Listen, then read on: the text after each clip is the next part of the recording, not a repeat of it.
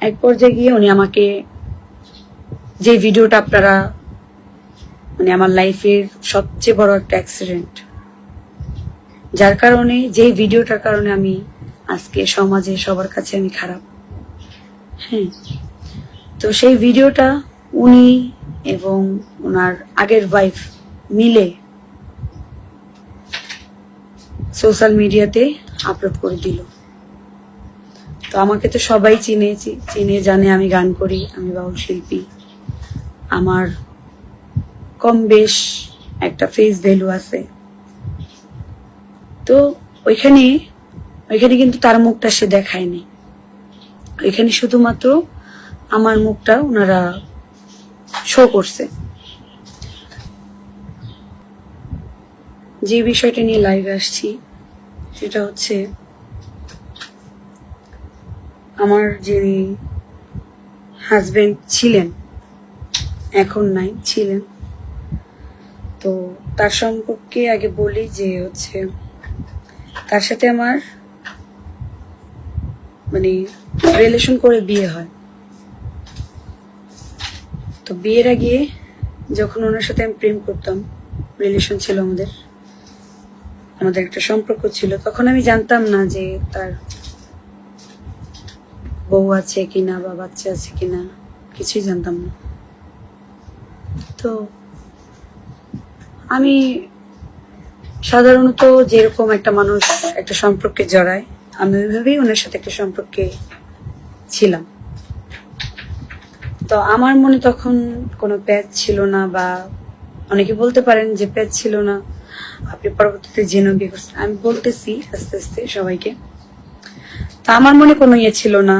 যে আমি ভাবছি যে সাধারণ যেরকম একটা নর্মাল মানুষ মানে রিলেশন করে, সম্পর্ক করে, ওইভাবেই ওনার সাথে আমি রিলেশনে গেছি।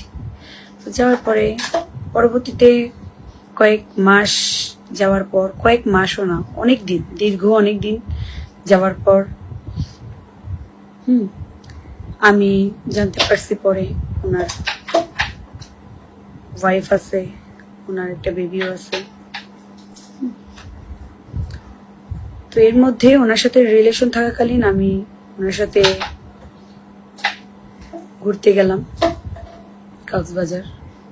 যাওয়ার পরে ওইখান থেকে আমি জানলাম,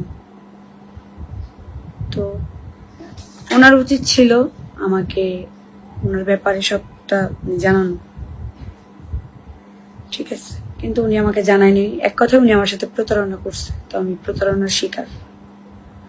তো এর মধ্যে রিলেশনের মধ্যে সে আমার থেকে টাকা পয়সা অনেক কিছু ইয়ে করছে। আমি তার বার্থডেতে স্বর্ণের ঋণ, আরো অনেক কিছু আমার থেকে নিচ্ছে উনি। দেখ, ওগুলা না বলি, ওগুলা বললে হয়তোবা ছোট লোকের পরিচয় দেওয়া হবে, যেটা ওনার মন মানসিকতা, সেটা আমার না। তো যাক, নিছে, আমিও দিছি।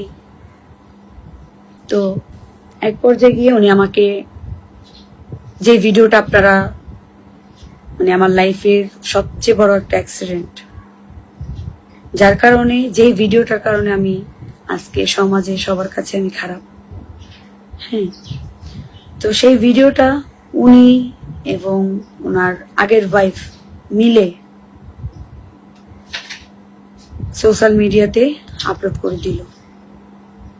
তো আমাকে তো সবাই চিনে জানে আমি গান করি, আমি বাউল শিল্পী, আমার কম বেশ একটা ফেস ভ্যালু আছে। তো ওইখানে কিন্তু তার মুখটা সে দেখায়নি, ওইখানে শুধুমাত্র আমার মুখটা ওনারা শো করছে। তো এরপরে গিয়ে ভিডিওটা কিভাবে কি হইলো, আমি তখন সে বাড়িতে, তার আগের ওয়াইফের কাছে, আমি জানলাম না। আমি প্রোগ্রামে যাইতেছি, ওই টাইমে গিয়ে দেখি আমাকে মানুষ ইনবক্সে পাঠাইতেছে। তারপর আমি তারে ফোন দিয়ে বললাম যে এগুলা কি। তো পরবর্তীতে এই ভিডিওটা উনি বলল ওনার আগের ওয়াইফ আপলোড করছে, অথচ এটার মধ্যে উনিও জড়িত ছিল। ঠিক আছে, এটার মধ্যে উনিও জড়িত ছিল।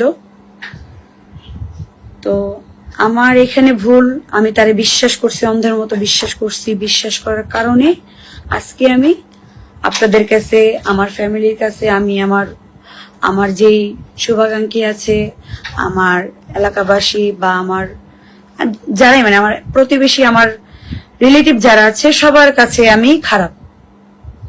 ঠিক আছে, আমি সবার কাছে খারাপ। তো আলহামদুলিল্লাহ আজকে তার সাথে আমার সব কিছু থেকে শেষ হয়েছে। তার সাথে আমার সবকিছু শেষ হয়ে গেছে। আজকের পর থেকে আমার মানে আমি এই নামে কাউকে চিনি না, সেও আমাকে চিনে না। আজকের পর থেকে তার সাথে আমার কোনো সম্পর্ক নেই। আমার একটা ছেলে আছে, আমার সুন্দর একটা পরিবার আছে। আমি তাদের নিয়ে বাকিটা জীবন কাটাই দিতে চাই। তো আল্লাহ আমারে বাঁচাইছে। আমার লাইফে একটা অ্যাক্সিডেন্ট ঘটছে, সেটা হচ্ছে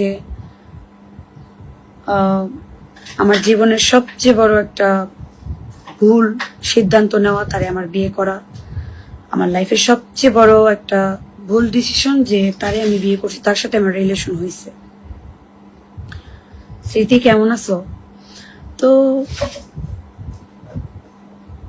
আপনাদের এটাই আমার খোলাভাবে বলার ছিল, আমি বললাম। কারণ সবাই তো আমাকে ভালোবাসেন, ভালো না বাসলে এখন আমি এই জায়গায় থাকি না। ঠিক আছে, তো আমার যেই দর্শকবৃন্দ আছেন, আমার যেই গানের ভক্তবৃন্দ আছেন, আমাকে যারা ভালোবাসেন, সবার কাছে আমি ক্ষমা প্রার্থী যে আমার এরকম একটা অ্যাক্সিডেন্টের জন্য। এরকম কোনো ভুল আর আমার দ্বারাই আপনারা পাবেন না। নেক্সট টাইম এরকম আর কিছু আমার হবে না। যা হয়েছে এটা এটা আমি স্বীকার করি, এটা আমার ভুলের কারণে হয়েছে। তারে যদি আমি বিশ্বাস না করতাম, মানে বিশ্বাস যদি না করে, মানে আমি ওনার সাথে এই ভিডিওটা যদি আমি ইয়ে না করতাম, তাহলে হয়তো বা আজকে আমার এরকম পরিস্থিতিতে সম্মুখীন হওয়া লাগতো না। ঠিক আছে, তো এটা আমারই ভুল। তো আমার ভুল যেহেতু, অবশ্যই আমার এটা আমার ইয়ে দিতে হবে, খেসারত দিতে হবে। তো তার জন্য আমি সবার কাছে দুঃখিত, সরি। যে কি বলবো, আসলে আমার এটার ভাষা নেই বলার। তো আমি চাইলেই ওনার নামে মামলা করতে পারতাম, অনেক কিছু করতে পারতাম, কিন্তু আমি ওনাকে প্রকৃত সত্যিকারে ভালোবাসছিলাম। ভালো না বাসলে তো এত বড় বিশ্বাস করে আমি ঠকতাম না, যদি আমি তার মন থেকে ভালো না বাসতাম বা মন থেকে বিশ্বাস না করতাম। ঠিক আছে, তো এটা আমার ভুল যেহেতু, এর জন্য আমি খেসারত দিতেছি। তো সবাই এর জন্য আমাকে মাফ করবেন, ক্ষমা করবেন। আমার সামনের দিনগুলো যেন আমি ভালোভাবে চলতে পারি, ভালোভাবে আপনাদের সামনে ভালো মানে গান দিয়ে হোক আপনাদের ভালোবাসা মন অর্জন করতে পারি, সেটাই আমার জন্য দোয়া করবেন। আমার পরিবারের জন্য দোয়া করবেন, যেন তাদের নিয়ে আমি থাকতে পারি, ভালো মতো চলতে পারি। এটাই বলার ছিল।